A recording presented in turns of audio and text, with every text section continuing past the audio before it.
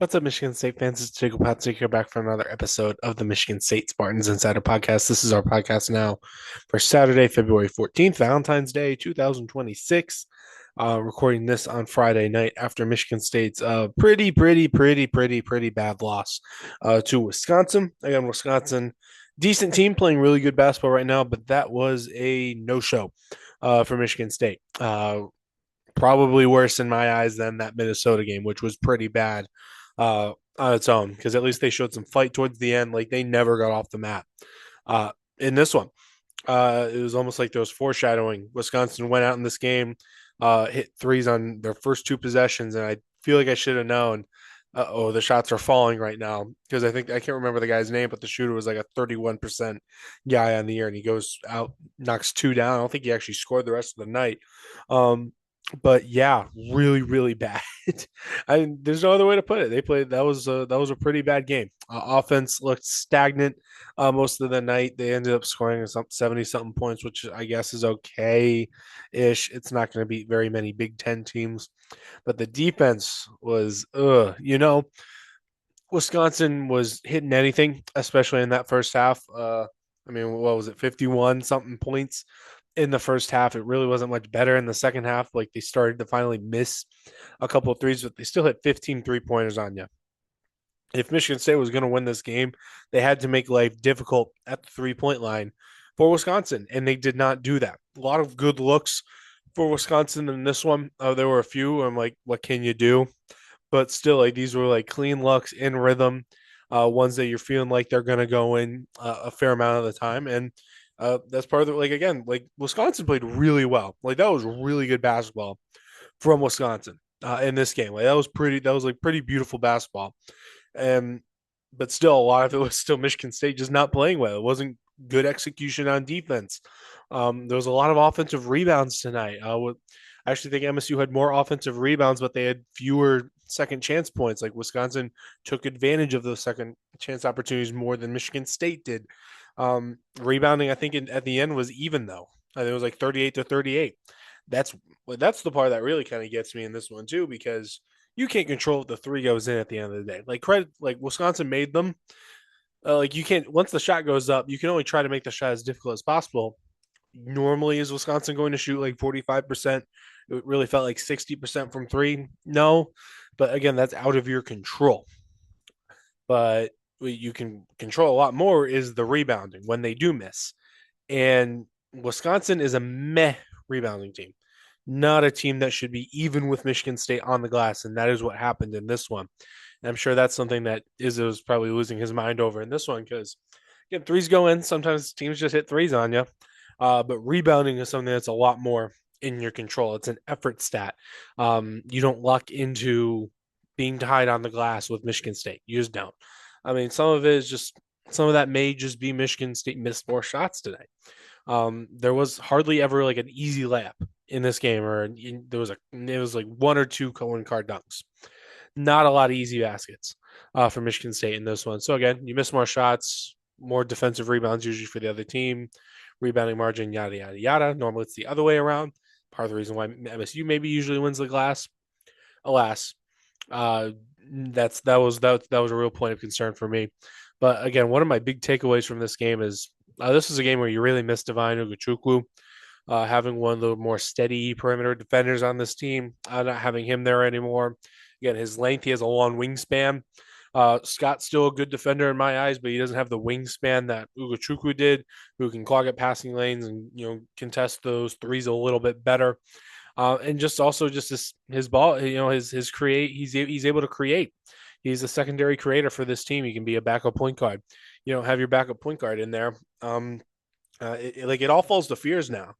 That's the thing that really, like, if Fears doesn't play a true A-level game right now, MSU has no chance. Fears still had 14 and 12 in this game. Fears wasn't very efficient from the field, shot 3 for 12, I think, had some free throws. But like if Fears doesn't have that performance that he did against Illinois, or like a performance like he did against Michigan, they're not winning games right now. That's not how it should be. That wasn't how it was earlier in the year. Like Fears could have a not so great game, and guys around him would supplement enough scoring and passing that MSU would maybe grit out a win. Like assists tonight, I think it was 13 assists for Michigan State. I'm gonna have to pull it up here, but yeah, we've got 13 assists, 13 assists for MSU, and 12 of them were from Jeremy Fears. 9 turnovers on the night. One was from Jeremy Fears. No one is creating anything for anyone else. The one assist was to Jesse McCullough. Like it wasn't another guard. It was probably just some random.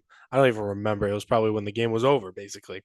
Like no one is creating besides Jeremy Fears, and that is when you have one guy who can seriously pass the ball around and create opportunities for his teammates. Defenses zero in on Fears because if you can keep a lid on Fears, you've kept a lid on Michigan State, and that's what Wisconsin did. They made life difficult for Fears. They wouldn't allow him to score. Again, Fears kind of just had an off night as well. If Fears, but the way things are structured right now, if Fears has an off night, it's over. And that's it was over in a jiffy in this one. And once Wisconsin went on that 15-0 run, MSU, they got clocked in the chin. They were on the map the rest of the way. There was that little promising 9-0 run where Fears hit a three and Scott hit a couple of threes, and then Wisconsin went right on a run and the half and extended right back to where it was. That was where it just kind of seemed like they're going into the break and their shoulders are slumped. Again, when you're down so heavily, like when you're down 18 in the first half, you have to cut it at least a little more than like a few points. You have to cut it by probably at least 5 points to really feel like you have a shot in the second half, like you have momentum. It seemed like that was going to be the case. And again, Wisconsin punched them back, hit some more threes, and yeah. But really, like just a game where it's really, really not their day at all. I'm not panicking, but I kind of am because the way this team is structured right now, the way this team is playing right now, I can't trust them to do more than like 2 wins in the NCAA tournament because this is not a sustainable practice that this team is going on right now. You can't expect Jeremy Fears to go out and drop 30 or 26 and 15 as he had against Illinois and do that every single night once it's time to say you get past whatever mid-major you get in the first round, you go play. Let's see, they're probably down to a 4 seed right now. You go play a 5 seed. That's a top 20 team in terms of seeding. How much are you going to need, from these guys to go make that Sweet 16? Once you get to the Sweet 16, are you playing a 1 seed? Probably. You're playing Duke again. You're playing Houston again. You're going to need a heck of a lot more than what they're giving you on a consistent basis right now. So, yeah, I mean, you're really missing Ugochukwu, a guy who could, one, play guard, give you some scoring once in a while, and create for his teammates. And again, bigs aren't doing enough. Kohler's having a real tough month and a half. Again, looked at the stats. He started this season with 17 straight games of at least 10 points or more, averaged 14.4 points per game. Last 8 has not scored more than 12 points in a game, has been held under 10, like 9 or fewer, 4 times now. He had 5 in this game, and he's averaging 8.6 points per game. Like they need more out of Kohler. Cooper, they need more out of him as well. It's part of the reason why I think this team did so better earlier on in the year is Kohler was one of the team's better scoring threats. Like you could trust in him to go give you 15. You could trust in him to go give you 12. You can't trust in him in that right now. He's not playing up to that level. Again, the 3-point shot has fallen off lately. It's still a threat. It's still out there, but he's not hitting it as quite as consistently as he was earlier.